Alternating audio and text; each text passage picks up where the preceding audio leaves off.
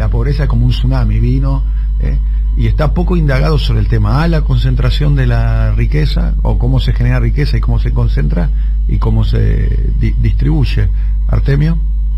Sí, totalmente de acuerdo con vos, Daniela. Acá hay mucha profusa literatura y comentarios sobre los pobres. Hay mucha lamentación por parte de los sectores que normalmente tematizan estos temas, la prensa, ensayos académicos. Ahora, hay muy poco avance sobre la concentración de la riqueza y el correlato necesario de estos fenómenos de pobreza que hoy impactan sobre el 42% de la población, pero llegamos a tener mayores récords donde lo que se observa es un proceso de concentración del ingreso descomunal. Argentina vive hoy un proceso de concentración del ingreso inédito. El 50% más pobre de la población capta el 30% del ingreso y el 10% más rico el 33%. Y si desagregamos el 10%, el 1% súper rico, no tenemos estadística porque eso no se publica directamente ni se analiza en Argentina, pero ese 1% súper rico debe captar por lo menos la mitad de ese 33% del 10% más rico. O sea, estamos en una pirámide de ingresos que justifica plenamente que Argentina tenga 42% de pobres. Y hoy justamente se cumplen 45 años del inicio del proceso neoliberal en Argentina. Está el profe que va a tener más propiedad que yo para analizarlo, pero Martínez de Oz hoy anunciaba al país el despliegue del proyecto neoliberal que se inauguró con la dictadura militar, a 45 años de aquel otro golpe y aquella otra guerra que efectivamente iniciaron los sectores dominantes, los grupos financieros sobre el conjunto del pueblo argentino, que significó mayor pobreza, mayor desempleo, mayor trabajo informal, niveles de inflación de 160% anual con congelamiento salarial. Eso fue lo que implicó el inicio del neoliberalismo en Argentina. Y obviamente la cuestión de las libertades y garantías individuales, los desaparecidos, bueno, todo lo que se conoce con respecto a las calamidades de la dictadura. Así es, Artemio, porque si discursivamente esto no se nombra, no se menciona, después es muy difícil justificar políticas encaminadas a revertirlo. Y sobre todo si se tiene tanto miedo a que te califiquen de comunista, como escuchamos durante todo el año pasado, a cualquier medida mínimamente igualitaria era calificada como comunista. Si eso te asusta más que el hecho de que exista 42% de pobreza, ahí tenés un tremendo problema, ¿no? Totalmente de acuerdo, por eso es muy bueno reflexionar sobre las continuidades históricas de este modelo y los argumentos. Si había un argumento de anticomunista vigente en Argentina hace 45 años, era el que propalaba la dictadura. Efectivamente, Argentina tiene un problema severo desde hace mucho tiempo y le cuesta mucho hacer una radiografía completa de lo que sucede en la sociedad argentina. Los sectores dominantes viven hablando de pobres, se conmueven, se conduelen. Ayer analizábamos la portada de los diarios, de los grandes medios, también un festival de pobres. Sin embargo, no hay una sola línea dedicada a ver cuál es el nivel de concentración y por qué se produce semejante nivel de deterioro en términos socioeconómicos para un conjunto tan importante de la población. Es evidente que hay una estrategia ahí discursiva para ocultar lo que el fenómeno de pobreza siempre muestra, que es la concentración de la riqueza en manos de unos pocos. Amado. Sí, los escuchaba con mucha atención, porque primero, la naturalización de la situación de la pobreza, la escandalización por parte de los que la provocan, porque es el 2 por 10.000 quienes están alcanzados por el aporte solidario, no tan solidario. O sea, en un país de 44 millones de personas, solo alcanza a 12.000. Eso te marca una fuerte medida de la desigualdad que hay en la Argentina.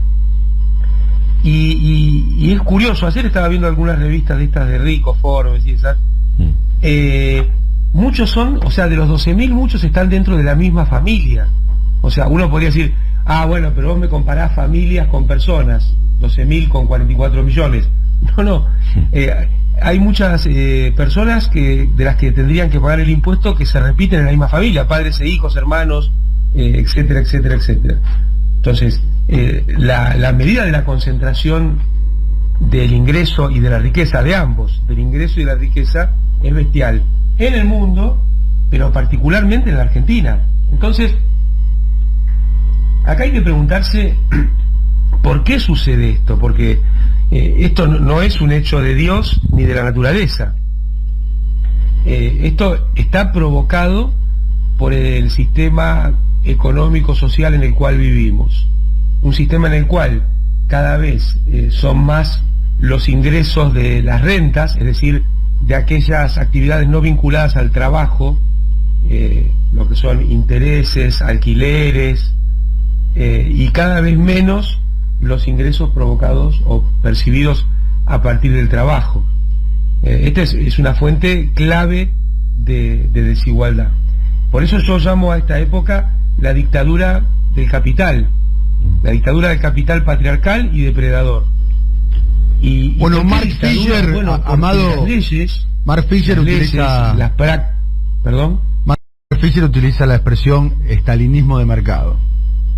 Sí, por eso las prácticas, las leyes están orientadas todas a proteger al capital y cada vez buscan desproteger más al trabajo. Por eso es difícil hablar de una democracia más allá de las prácticas electorales, porque cuando, por ejemplo, tenés bancos centrales que entre comillas se dicen independientes, ¿independientes de qué?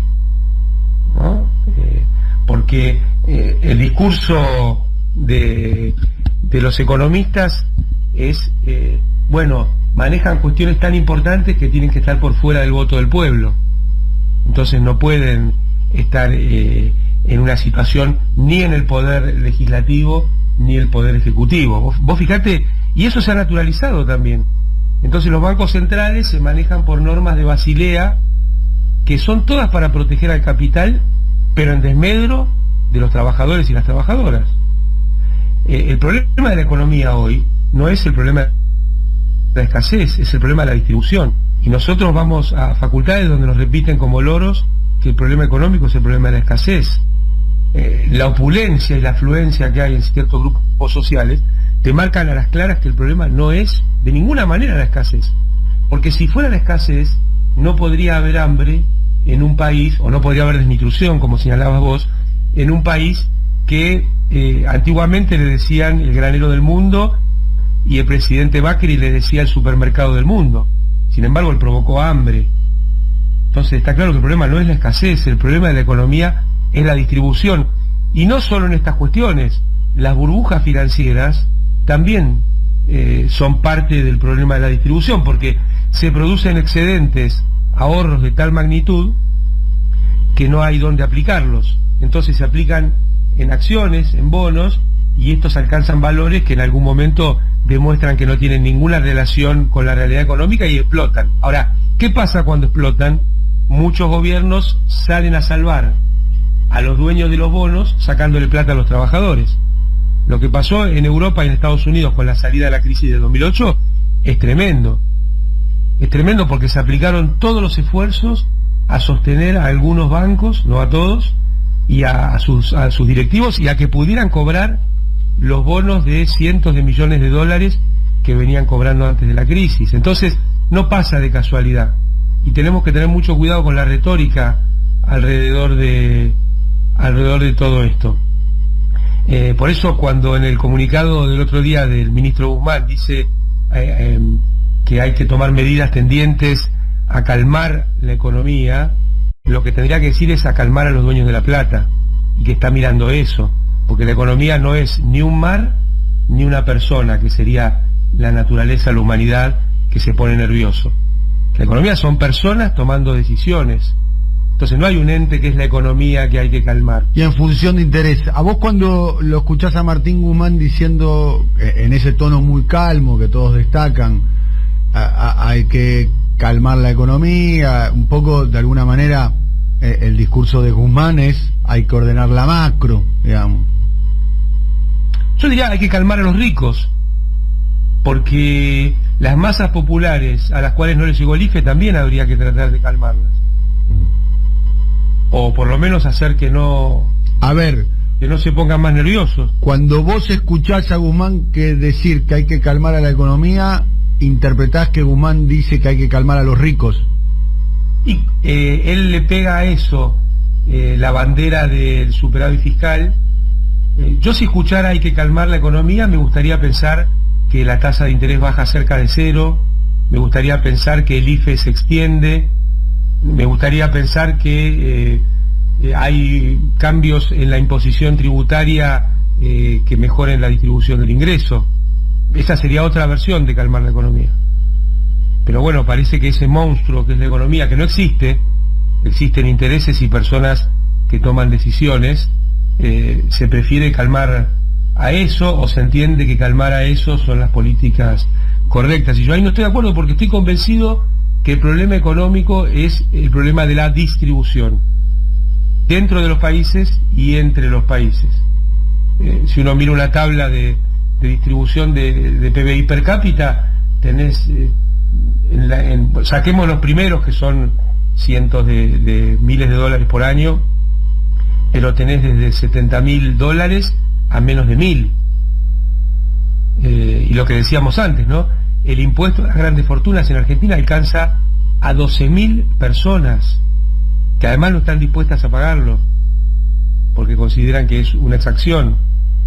Entonces está claro que el problema global, el problema que trajo el neoliberalismo, es la distribución del ingreso, y que esto es un problema para la sustentabilidad económica. Voy a poner un poco un abogado del diablo, lo sumo Artemio también. Lo que sostiene Guzmán y la narrativa oficial, bueno, a partir de este mes en Brasil, en el Brasil de Bolsonaro y Guedes, volvió el IFE, un IFE un poquito más adelgazado, con menos monto, pero volvió el IFE. En Brasil hay IFE, un IFE menor que el original, de 250 reales, el original había sido de 600 reales. Sería, a dinero nuestro, sería 6.500 pesos el IFE, ¿no? Volvió el IFE en Brasil. En la Argentina, para el gobierno, para la narrativa oficial, hubo 3 IFE nada más, y para el gobierno un IFE se va por la canaleta de la presión cambiaria. Ese dinero, dice, reactiva, es lo que explicó el ministro Martín Guzmán. Artemio, Amado. Bueno, pero es una narrativa que no tiene nada que ver con la realidad, porque vos fijate, en la Argentina Macri dejó un nivel de inflación espantoso, provocó un aumento y también una dinámica de la inflación muy, lamentablemente, muy fuerte. El gobierno recibe esa situación. Ahora, hoy la inflación sigue siendo importante, sobre todo en alimentos. Y esto no pareciera que no tiene mucho que ver con los niveles de demanda. No hay una presión de demanda sobre los alimentos en la República Argentina. Tampoco podemos caer en el infantilismo, decir que es una cuestión monetaria, menos en una situación como la que se está viviendo, ¿no? Porque al mismo tiempo convive con cientos de millones de pesos en LELIQs en los bancos, a tasas de interés importantes. Entonces, toda la narrativa de la economía neoliberal y lo que se llama neokeynesianos son neoliberales, porque es la síntesis neoclásica. ¿Cómo? Disculpame, no la voy a dejar pasar esta. ¿Por qué? ¿Los que se llaman neokeynesianos son neoliberales? Es la economía que se enseña estándar en las universidades. Es cómo le ponen 2 ideas de Keynes al modelo conservador clásico. Y a eso por eso existen también los post-keynesianos, que son los que toman las medidas del corazón de la teoría de Keynes. Me voy a poner un poco más de neomarxistas. Los neomarxistas, que son socialdemócratas. Por eso, los neokeynesianos es una vertiente del neoliberalismo. Bien, me voy a poner un poquito en abogado del diablo. A ver, vos decías tasa de interés cercana a 0, IFE y todo. A ver, ¿qué es lo que transmiten desde el gobierno, desde su ministro de Economía, Martín Guzmán? Todo eso va al dólar, devaluación, explota, blue de vuelta por las nubes, presión sobre la inflación, impacto electoral negativo, digamos. Dice. No es real eso no, la historia reciente ni la historia de mediano plazo, si haces una línea de mediano plazo, muestra que la inflación no es provocada por el aumento de ingreso familiar, a donde va dirigido el IFE.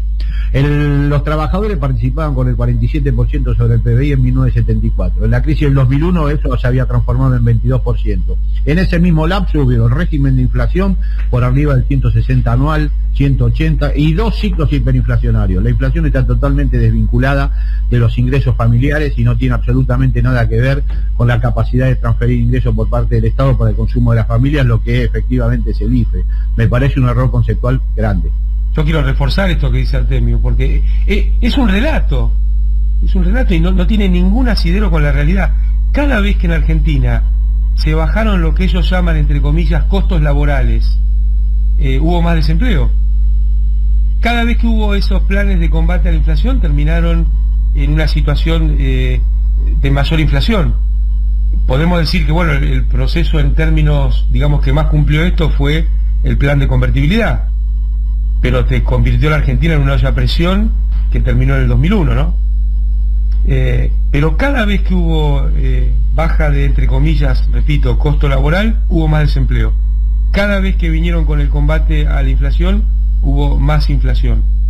Y nunca puede tener que ver con la mejora en la distribución del ingreso. ¿Me dejas patear un hormiguero, que es un tema que algún día me gustaría profundizar con vos, Amado, también con Artemio y demás, pero vos que fuiste... Imagínate si te decimos que no. ¡Chachán! No, pues puede ser, me pueden decir que no. Paté, Tionietti. Bueno, me pueden decir que no, pero el tema es interesante, así que yo que vos diría que sí, pero te digo. A ver, 2020. Leo una nota de la BBC. La economía de Estados Unidos registra estos meses de pandemia algo que raya la categoría de fenómeno inexplicable. Nota de BBC. Aumenta el dinero en circulación, pero no suben los precios. A ver, la base monetaria, que es, corregime por favor el profesor Amado Vudú, que la base monetaria es el dinero que tienen los ciudadanos en sus bolsillos y en cuenta a la vista, ¿no? En cajas de ahorro, en plazos fijos, en cuentas corrientes y demás, lo que sería el dinero que está en la economía real. ¿Está bien dicho? Sí, más reservas de los bancos, del Banco Central. Bueno, la base monetaria más la reserva del Banco Central, que sería como la caja de ahorro y la cuenta corriente de un Estado, ¿no? De los bancos privados en el Banco Central. Muy bien, bueno. La base monetaria, o sea, la cantidad de dinero emitido en Estados Unidos, subió 25.8% en el año 2020. O sea, 1 de cada 4 dólares en los bolsillos de los norteamericanos salió de la maquinita del 2020. Fue emitido en el año 2020. ¿Se entiende? Emisión monetaria 25.8. Estados Unidos. Un cuarto de lo que había antes. Exactamente, un cuarto. Una barbaridad, ¿no? Me parece, ¿no? De hecho, creo que la Argentina, no sé cuál fue la emisión monetaria. Imagínate economías que crecen al 1 o 2%. Bien. La inflación de Estados Unidos fue del 1.4. Explícate esa. Yo le explico quiero que me expliquen los monetaristas cómo puede ser que una teoría no se verifica en la principal economía del mundo. O sea, pues, supuestamente la teoría de los economistas, que es la que vienen diciendo todo, ¿no? Acá el tema es la maquinita. O a la inversa, Macri no emitía y había inflación. Se los dejo a ustedes, compañeros. Amado, está claro que la inflación es un fenómeno multicausal, para decirlo en criollo. No tiene que ver solamente, y ni siquiera es la principal fuente de inflación, el tema monetario. Tiene otras cuestiones. Ahora, cuando decimos otras cuestiones también hay discusión, porque cuando el ministro Guzmán dice hay otras cuestiones, mete el IFE, o sea, mete la demanda agregada de la economía. Y yo creo que otras cuestiones, lo más importante es la concentración económica. Te diría que en Argentina hay dos fuentes de inflación que son muy importantes, que es la concentración económica y cómo se calculan rentabilidades en dólares, en la formación de precios, en los mercados que nunca son de competencia. Y esa es una cuestión que no solo de Argentina, es del mundo. Entonces, me parece que de una perspectiva que está tan sesgada, por no decir otra cosa, bueno, las consecuencias son las que vemos, ¿no? Porque la verdad que entre 2008 y 2011 también se enfrentó una crisis, de ninguna manera de la magnitud de esta, pero también fue una crisis global y Argentina salió creciendo de esa crisis con números importantes de mejora en la distribución del ingreso, de crecimiento, de aumento de salarios reales, de aumento de jubilaciones reales. Entonces me parece que hay ejemplos en este sentido. Y lo más grave que de la cadena de razonamiento que me decías antes, Daniel, es que digan, bueno, si ponemos el IFE vamos a terminar perdiendo las elecciones. Me parece que eso es casi una toma de pelo. No. Lo que razona el equipo que está cerca de Martín Guzmán es: si nosotros metemos mucha guita, eso puede ir al dólar, eso puede provocar una presión cambiaria, una crisis cambiaria, y ahí sí seguro perdemos las elecciones. O sea, el principal objetivo de Martín Guzmán es mantener calmo el dólar, digamos. Bueno, yo creo que el principal objetivo de por lo menos por lo del que Ministerio de Economía, ¿no?, tiene que ser generar puestos de trabajo, muchos, de calidad y con buenos salarios. Y te diría que debiera ser uno de los principales objetivos de los gobiernos en general, crearlos y sostenerlos. Y a partir de ahí vas a ver cómo en las elecciones te va bien. Pero el objetivo, me parece que de ganar las elecciones tiene que ser un objetivo inmediato. El objetivo inmediato es crear puestos de trabajo, buscar sostener la actividad económica. Y ahí me parece que el tema de la tasa de interés, el tema de los ingresos de la población es central, porque si el objetivo es que Argentina crezca con un modelo agroexportador, ya lo dijo Cristina y lo dijo en público y con todas las letras, que guarda que si hay un crecimiento no se lo queden 3 o 4, y eso es el modelo agroexportador. Artemio, como para ir cerrando, amigo. Hola, lo tenemos Artemio López. Artemio, querido, ¿estás por ahí? Me parece totalmente de acuerdo con lo que plantea Amado. Cuando vos analizás la concentración del ingreso, obviamente es directamente proporcional con los niveles de inflación. Argentina tuvo niveles de inflación crecientes a medida que se concentró el ingreso. La caída salarial no explica la baja en la inflación. Bueno, de hecho, Macri provocó una caída salarial de 20 puntos y tuvo regímenes de inflación que en el último año cerró el 52%. Este gobierno hizo una caída salarial en promedio de 5 puntos y tiene régimen de inflación de canasta de 47%. O sea, estamos en una situación totalmente anómala.